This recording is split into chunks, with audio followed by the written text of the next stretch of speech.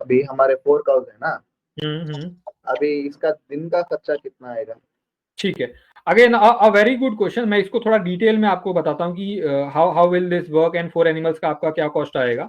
ठीक है, let's start with income. तो पहले कितना मिल्क प्रोडक्शन कैपेसिटी हो रहा है। जनरली आपके यहाँ फैट के बेसिस पे मिल्क सेल होता है कि आप मिल्क कहाँ सेल करोगे, उसका थोड़ा मेरे को आइडिया दो। केएमएफ हमारा इधर गांव में ही केएमएफ करके है, नंदिनी हम्म का है वो, हम्म Karnataka milk federation. Correct correct. उधर 36 रुपीज दे रहे हैं प्लस 4 रुपीज सब्सिडी, वो 3 महीने बाद आता है। हम्म तो 40 रुपीज पकड़ के चलो। ठीक है, लेट्स टेक 40। तो आपके पास 4 एनिमल्स हैं, अज्यूमिंग 20 लीटर्स वाले हैं, और उन 20 का आप पूरा मिल्क निकाल रहे हो, और जो आपके काफ्स हैं आप उनको मिल्क रिप्लेसर पिला रहे हो। मिल्क रिप्लेसर के बारे में मैं थोड़ा बहुत हेड्सअप दूंगा। तो लेट्स टेक 4 एनिमल्स हैं। 4 एनिमल्स के हिसाब से आपका 20 लीटर्स पर हुआ। तो उसके हिसाब से 80 litres per day. This is for first month I am talking about. अब हम इसको अगर मंथली देखें तो 30 इंटू 80 होगा। So this would be your per month per animal, per month for your entire herd. Now the important thing is कि per day our capacity is 80 liters and per month our capacity is 24. Now this ये जो है ये into 40 rupees के हिसाब से जाएगा। तो जो हमारा मंथली इनकम हो रहा है 96,000 हो रहा है। ये कांस्टेंट रहेगा फॉर 3 मंथ्स। 3 मंथ्स के लिए, ओके। करेक्ट, ठीक है। अब let's talk about expenses. According to dry matter intake, अगर 20 लीटर्स की कैपेसिटी है तो जनरली 450 से 500 केजीज का उसका बॉडी वेट होगा, 15 केजीज का ड्राई मैटर रिक्वायरमेंट होगा। अभी यहाँ पर एक थंब रूल क्या है कि for every 1 litre milk produce you need to give 400 grams of what do we say 400 grams of feed. Correct. तो अगर आपका 2400 पर मंथ का प्रोडक्शन है एंड उसके बाद आप 0.400 करो तो आपका 960 केजीज रिक्वायरमेंट आएगा पर मंथ बेसिस पे। कारगिल का feed if I am not wrong 30 rupees के आसपास आपको पर केजी पड़ेगा। कितना कितना? 30 या 31 पर केजी? नहीं, 27 है वो। 27 है। आप कारगिल में बहुत सारी वेराइटीज आती हैं, आप कौन सा वाली? मिल्क जन 8000 करके है ना।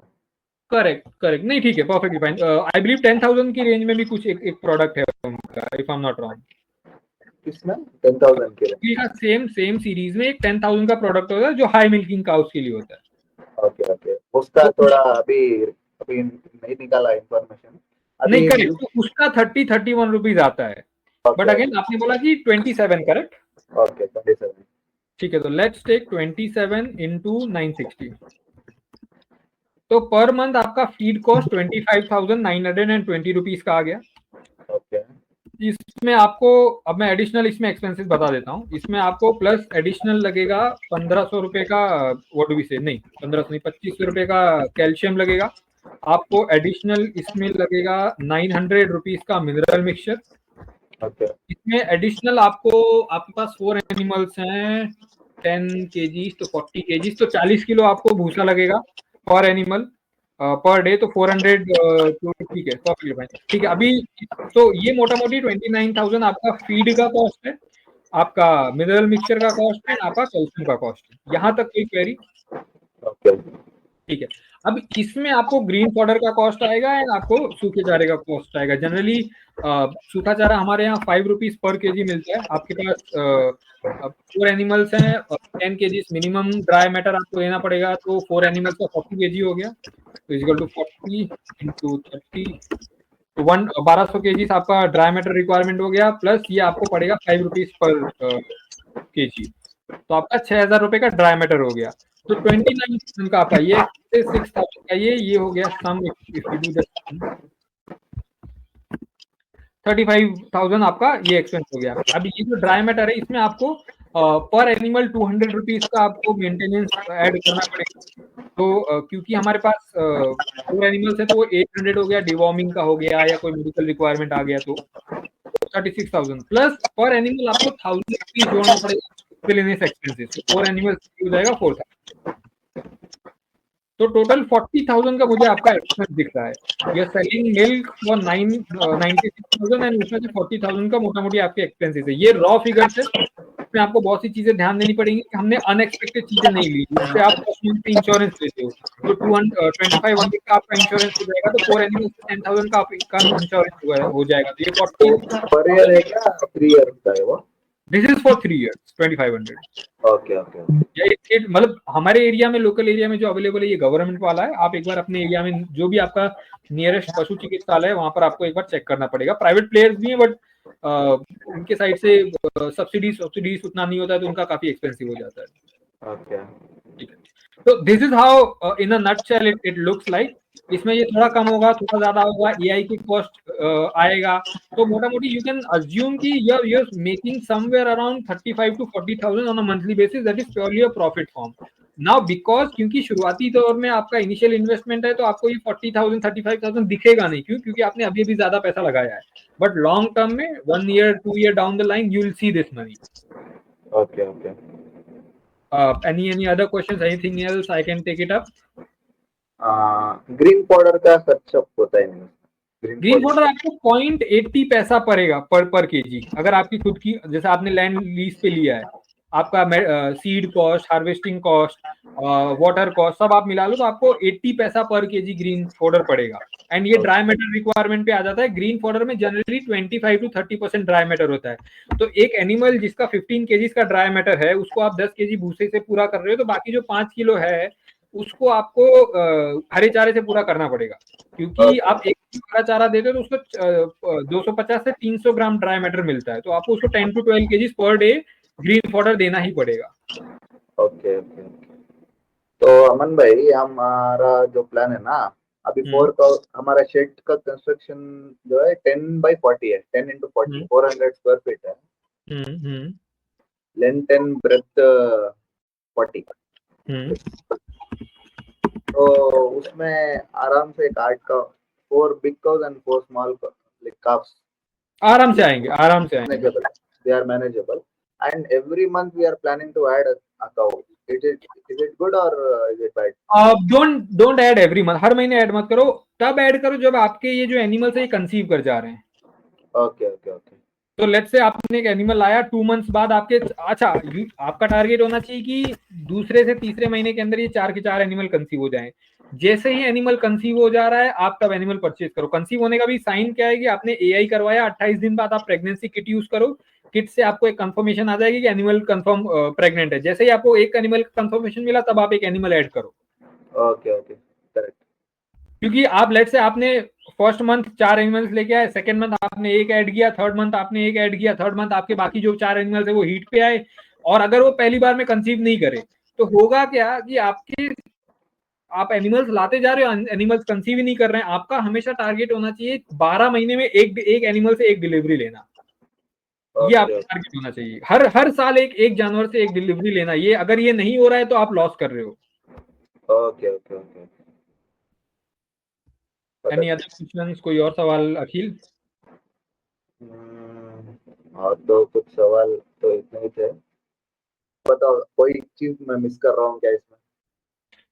अब मिस होंगी इसमें 4 से 5 चीजें और मिस होंगी, क्योंकि ये बहुत वास्ट चीज है। आप एक्चुअली में एक लिविंग बीइंग के साथ इंटरेक्ट कर रहे हो, डील कर रहे हो, तो बहुत सी चीजें मिस होंगी, बट नो वरीज, चीजें ऐसे ही काम करती हैं। आपके पास मेरा नंबर है, whenever you have any questions, आप फील फ्री टू मुझे व्हाट्सएप करो, कॉल करो। जितना मेरे पास जो एग्जिस्टिंग नॉलेज है आई विल डेफिनेटली शेयर। ये अमन भाई, एफएमडी का है ना, फूड एंड माउथ डिसऑर्डर का वैक्सीन ईयरली वंस से दिलाना है कि 2 बार दिलाना है? यार if I am not wrong, हर 6 महीने में वो वैक्सीन लगती है। बारिश सीजन से पहले आप वो वैक्सीन लगा लो, यू आर सॉर्टेड। हमेशा कोई भी वैक्सीन हो बारिश से पहले ही लगाओ। विंटर्स में सॉर्टेड होता है, लंपी है, एफएमडी है, एंड जो भी ऑप्शंस हैं सब बारिश से पहले लगवाना ज्यादा बेटर है। एंड अभी देखो, मैं 20 लीटर्स के काऊ अभी डाल रहा हूँ, समझो एक 4-5 मंथ्स मेरे को एक्सपीरियंस हो गई, तो can I go for a higher yield animal after that? देखो नाउ मैं आपको प्रॉब्लम बताता हूँ। प्रॉब्लम क्या होगा? पहली बात तो आप मेरे को खुद बताओ, आपने एक 40 लीटर्स का एनिमल तैयार किया है, आप उसको सेल करोगे क्या? उसको सेल करोगे क्या? नहीं करूंगा। तो कोई और क्यों करेगा? और वो कर रहा है तो वो 2 से 3 लाख रुपए लेगा।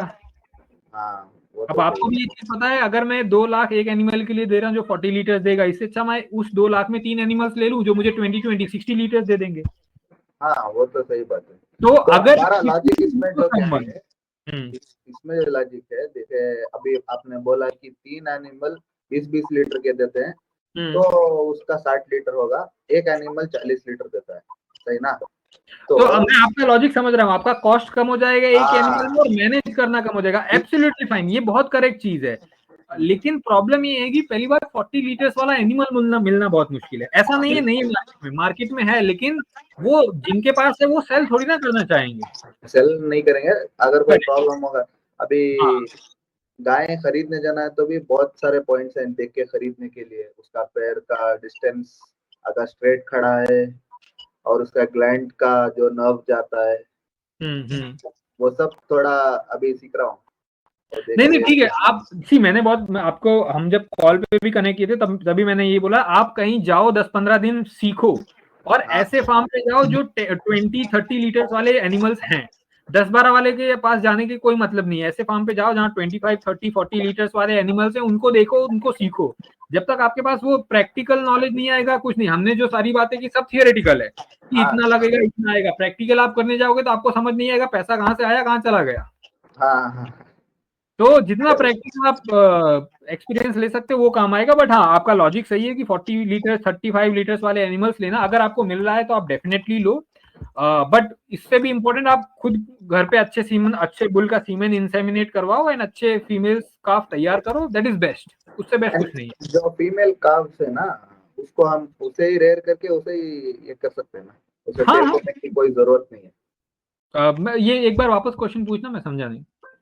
अभी फीमेल काव्स है, काफ्स है हमारे पास, काफ्स हम्म। छोटे बच्चे, उसको ही एक रेयर करके वही हम इंसेमन करवा सकते हैं, कोई अब सेल मेल काफ करने। की बात कर रहे हो क्या? हाँ मेल काफ की बात कर रहे हो?